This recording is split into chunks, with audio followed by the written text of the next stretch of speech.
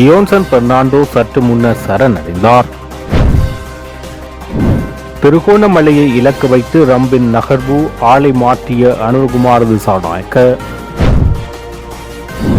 இலங்கைக்கு வருகை தரவுள்ள இந்திய ராணுவ தளபதி. யாழ் திஸ்ஸவிகாரையை இடித்தளிக்க இடமளியோம் மொட்டுக்கட்சி திட்டவட்டம்.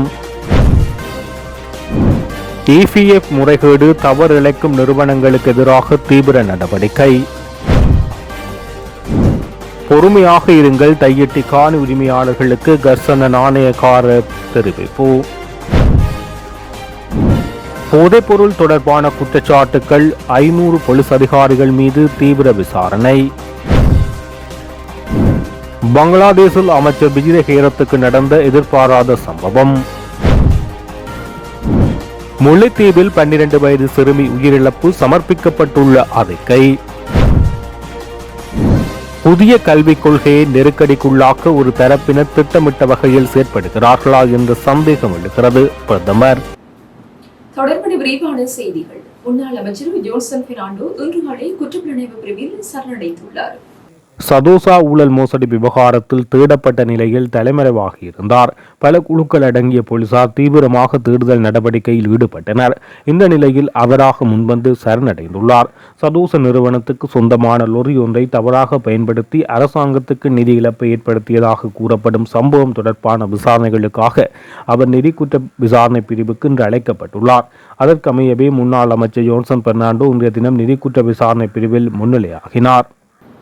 டிட்பாவை தொடர்ந்து இலங்கைக்கு ஊடுருவிய அமெரிக்காவின் நோக்கம் குறித்து பல்வேறு கேள்விகள் எழுந்த நிலையில் ட்ரம்ப் வெனிசுலாவை கைப்பற்றிய பின்னர் சந்தேகம் அதிகரித்துள்ளது என அரசியல் அவதானிகள் தெரிவித்துள்ளனர். அதே நேரம் யுத்த தருவாயில் தனது கடற்படை மற்றும் வான்படை நகர்வுகளை உறுதிப்படுத்த உலகின் சிறந்த இயற்கை துறைமுகமான திருகோணமலையை தனது முழுமையான வசத்தின் கீழ் கொண்டுவர அமெரிக்கா திட்டமிடுவதாக தெரிவிக்கப்படுகிறது.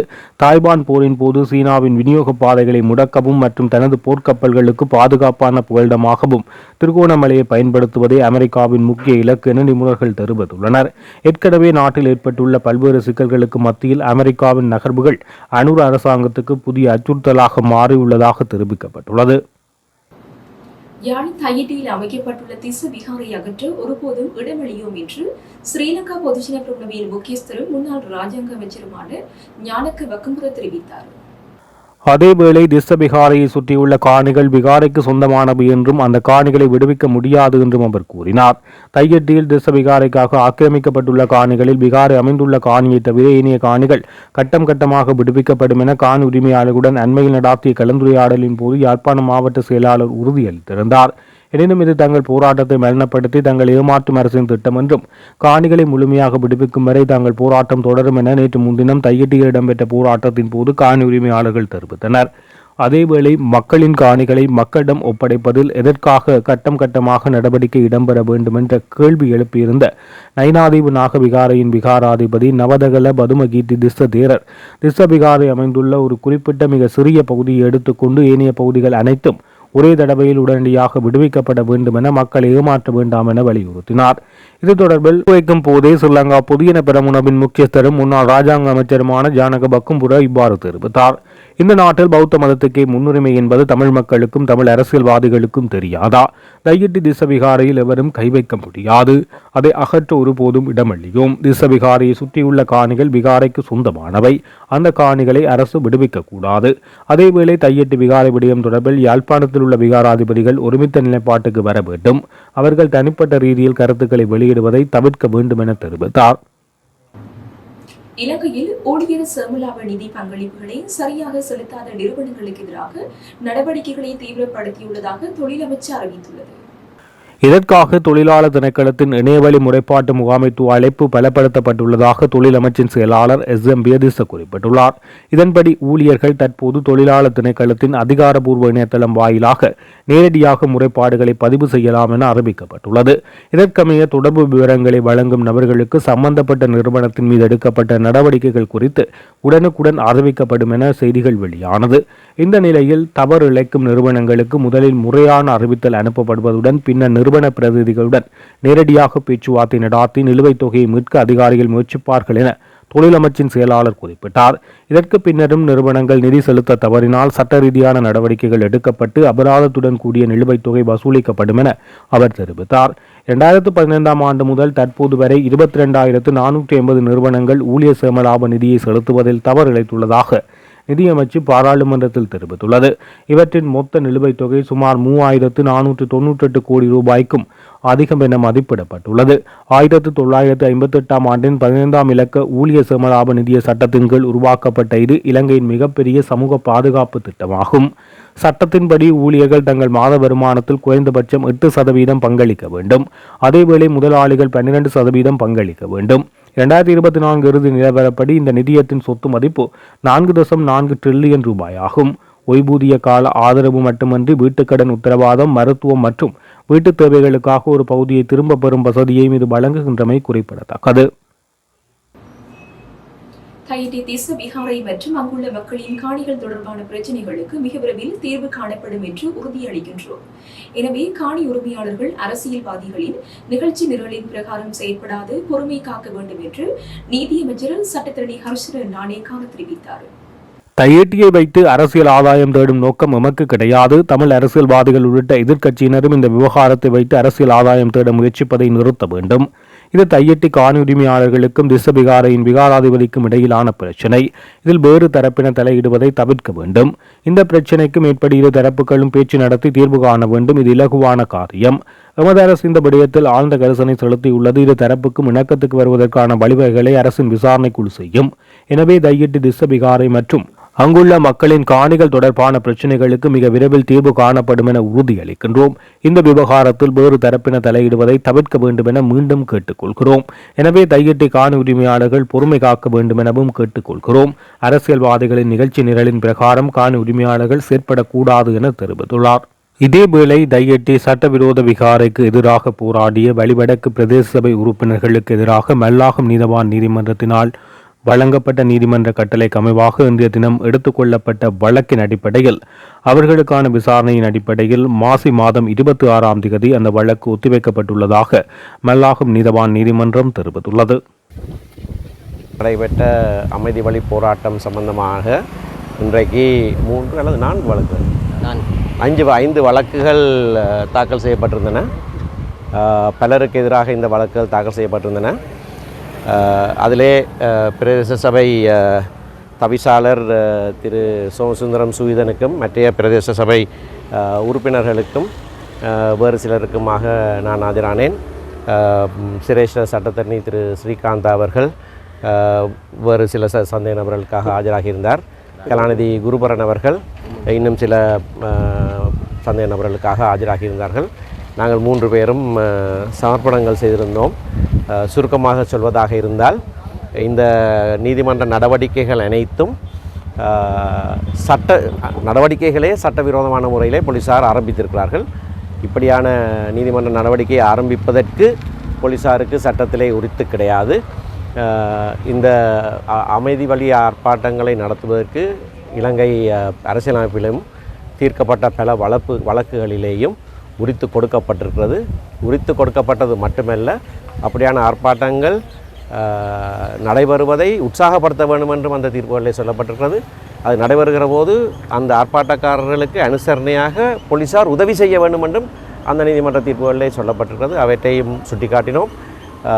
இந்த 106 பிரிவின் கீழே எடுக்கப்படுகிற கட்டளைகள் முறையான கட்டளை அல்ல. அதாவது இந்த சில விடயங்கள் சம்பந்தமாக ஒரு வீதிக்கு குறுக்கே மரம் விழுந்திருந்தால் அல்லது ஒரு ஓடுகிற நீர்ப்பாதையை யாராவது மறைத்திருந்தால் பொதுமக்களுக்கு இடைஞ்சலாக ஏதாவது அப்படியாக சம்பவங்களுக்காக மட்டும்தான் அந்த பொது தொல்லையை கட்டுப்படுத்துகிறதான அத்தியாயம் இருக்கிறதே தவிர சட்டபூர்வமாக ஜனநாயக உரிமையை பாவித்து செய்யப்படுகிற ஆர்ப்பாட்டங்களுக்கு அந்த பிரிவை உபயோகப்படுத்த முடியாது என்பதை நாங்கள் 3 பேரும் சொல்லியிருந்தோம். இந்திய நீதிமன்ற தீர்ப்புகளை மேற்கோள் காட்டி சிரேஷ்ட சட்டத்தரணி அவர்களும் வாதிட்டிருந்தார். போலீசார் முறைகேடாக இந்த விதத்தில் நடந்திருக்கிறார்கள். போலீசார் கைது செய்த முறைமை, அவர்கள் தாங்களாகவே வீதியை மறித்து விட்டு மக்கள் வீதியை மறித்ததாக நீதிமன்றத்துக்கு தகவல் கொடுத்தது, இப்படியான பல விடயங்களை நாங்கள் கூறியிருந்தோம். இந்த விடயங்களை கருத்திலே கொண்டு இந்த தகவலை நிராகரிக்க வேண்டும் என்று கேட்டிருந்தோம். காணி உரிமையாளர்களும் அதில் இருந்தார்கள். விசேஷமாக திரு சார்ஜன் அவர்கள் பல வழக்குகளிலே சந்தேக நபராக காட்டப்பட்டிருந்தார். அவருக்கு எதிராக 4-5 வழக்குகள். தன்னுடைய காணியை திரும்பி தருமாறு கேட்பதற்கு அவருக்கு உரித்தில்லையா என்கின்ற கேள்வி எழுகிறது. சமாதானத்தை பேணுவதற்காக அவர்களை பிணைமுறி ஒன்று கைச்சாத்திட வேண்டும் என்று இன்னொரு வழக்கு தாக்கல் செய்யப்பட்டிருந்தது. சமாதானத்தை அவர்கள் குலைக்கவே இல்லை. சமாதானத்து இரு தரப்பினருக்கிடையே மோதல் ஏற்படும் என்று சொன்னால் இன்னொரு தரப்பை நிறுத்தியிருக்க வேண்டும். அப்படி ஒரு தரப்புமாக நிறுத்தப்படவில்லை. ஆகவே போலீசார் ஒட்டுமொத்தமாக இந்த விடயத்திலே முறைகேடாக அவர்கள்தான் சட்டவிரோதமாக நடந்து கொண்டிருக்கிறார்கள். அவருக்கு எதிராக நடவடிக்கை எடுக்க வேண்டும் என்றும் நாங்கள் கேட்டிருக்கிறோம். நீதவான் பொறுமையாக எங்கள் அனைவருடைய சமர்ப்பணங்களையும் செவிமடுத்த பிறகு கட்டளைக்காக பிப்ரவரி மாதம் 26ஆம் தேதிக்கு வழக்கை ஒத்தி வைத்திருக்கிறார். அதுவரையிலும் தங்களுடைய சொந்த பிணையிலேயே அவர்கள் வெளியே போகலாம் என்ற உத்தரவையும் கொடுத்திருக்கிறார். கடந்த வருடம் 7ஆம் மாதம் 14ஆம் தேதி வலிகாமம் வடக்கு பிரதேச சபையிலே சட்டவிரோத கட்டடத்துக்கு எதிராக நீதிமன்றத்தை நாடப்போவதாக தீர்மானம் எடுக்கப்பட்டது. அதுக்கு உங்களை சட்டத்தணியாக நியமிப்பதாகவும் சபையில் தீர்மானம் எடுக்கப்பட்டது.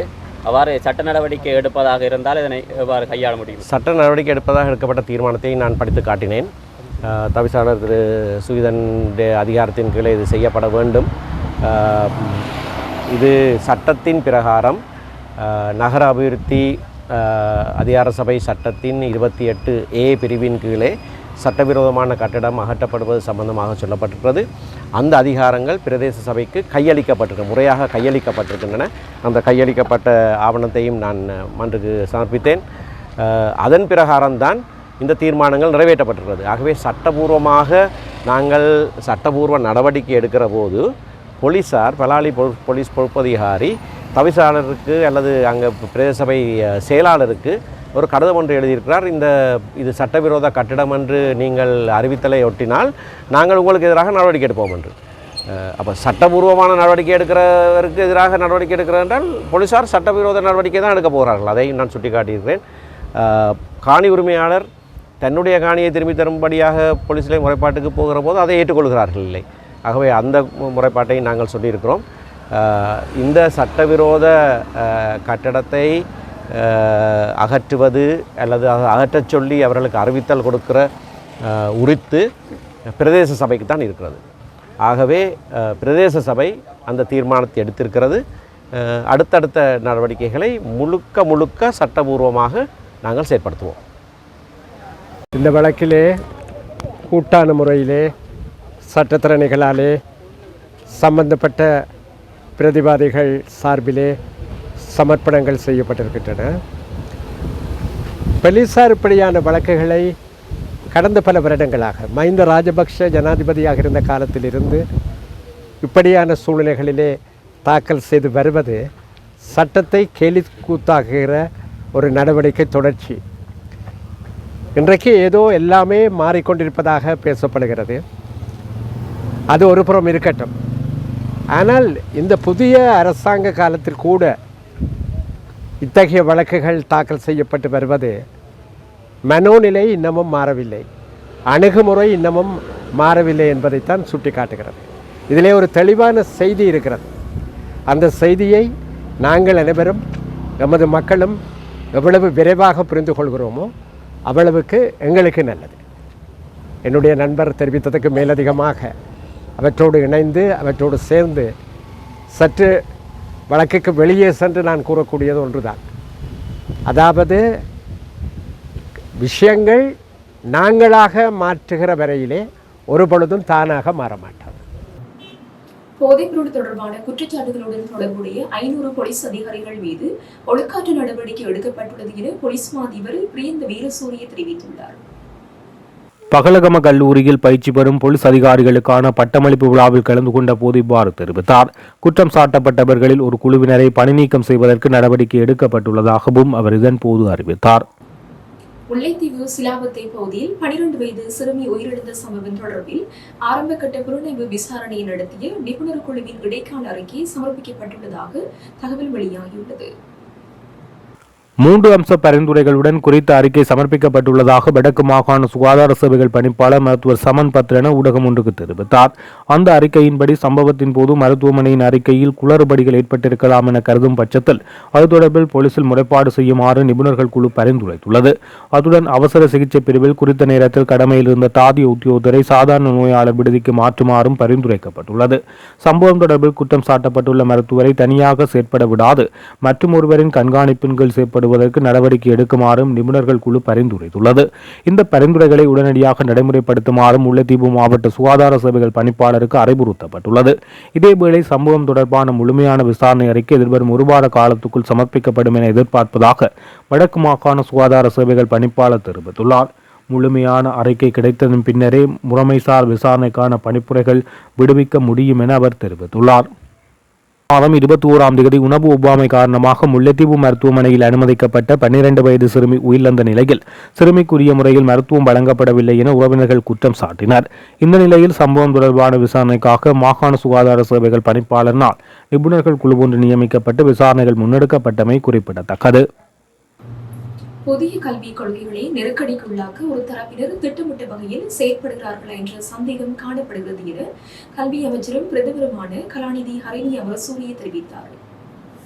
புதிய கல்வி மறுசீரமைப்பு இன்று முதல் ஆரம்பமாகும். கல்வித் தவணையில் ஆரம்பமாகும். புதிய கல்விக் கொள்கை தொடர்பில் 5000க்கும் மேற்பட்ட ஆசிரியர்களுக்கு பயிற்சி அளிக்கப்பட்டது. அந்த சந்தர்ப்பத்தில் எவரும் 6ஆம் தர பாடநூலின் சர்ச்சைக்குரிய விடயம் பற்றி குறிப்பிடவில்லை. சில வேளை அவர்களும் அறிந்திருக்காமல் இருக்கலாம். இந்த சர்ச்சைக்குரிய விடயம் தொடர்பில் அறிந்தவுடன் அந்த பாட புத்தகங்கள் அடங்கிய களஞ்சிய சாலை முத்திரை பதிக்கப்பட்டது. பாடசாலைகளுக்கு புத்தகங்கள் விநியோகிக்கப்படவில்லை. தரவு நிலை தொடர்பில் ஆராய்வதற்கு 3 அடங்கிய குழு ஒன்று நியமிக்கப்பட்டது. அந்த குழுவின் அறிக்கை தற்போது கிடைக்கப்பெற்றுள்ளது. அமைச்சு மட்டத்தில் உரிய நடவடிக்கை எடுக்கப்படும். அதேபோல் தேசிய கல்வி நிர்வாகம் ஊடாகவும் உள்ளக விசாரணைகள் மேற்கொள்ளப்பட்டுள்ளது. இதற்கு மாறாக கல்வி அமைச்சின் செயலாளரினால் குற்றப்புலனாய்வு திணைக்களத்துக்கு முறைப்பாடு அளிக்கப்பட்டுள்ளது. புதிய கல்விக் கொள்கை நெருக்கடிக்குள்ளாக்க ஒரு தரப்பினர் திட்டமிட்ட வகையில் செயற்படுகிறார்களா என்ற சந்தேகம் காணப்படுகிறது. பாலினத்தவர் சட்டத்துக்கும் புதிய கல்விக் கொள்கைக்கும் இடையில் எவ்வித தொடர்பும் இல்லை. புதிய கல்விக் கொள்கையில் தன் பாலினம் தொடர்பில் உள்ளடக்குவதாக இவ்விடத்திலும் நாங்கள் குறிப்பிடவில்லை. ஒரு சிலரின் தவறான கருத்துக்கள் ஏற்புடையதல்ல. புதிய கல்விக் கொள்கை 4 கட்டமாகவே அமுல்படுத்தப்படும். எதிர்கால உலகுக்கும் போட்டியான தொழில்துறைக்கும் பொருத்தமான வகையில் இலவச கல்வியின் கொள்கை மாற்றியமைக்கப்பட வேண்டும். புதிய மாற்றத்தை நோக்கி எதிர்கொள்வது அல்லது செல்வது விமர்சனங்களை எதிர்கொள்வது ஒன்றும் புதிதல்ல.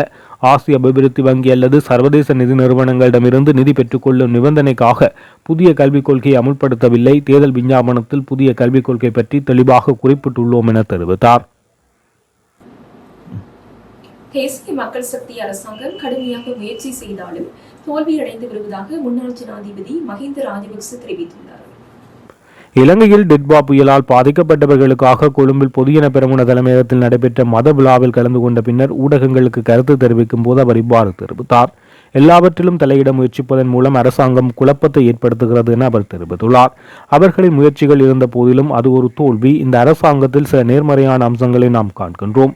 ஆனால் பிரச்சனை என்னவென்றால் அதில் பெரும்பாலானவை எதிர்மறையானவை என அவர் தெரிவித்தார். இத்துடன் ஜெஃப்னக்லரியின் மதிய நேர பிரதான செய்திகள் நிறைவடைகின்றன. மேலதிக செய்திகளை அறிந்து கொள்ள www.jeffnaglary.lk என்ற இணையதளத்தின் ஊடாக இணைந்து கொள்ளுங்கள்.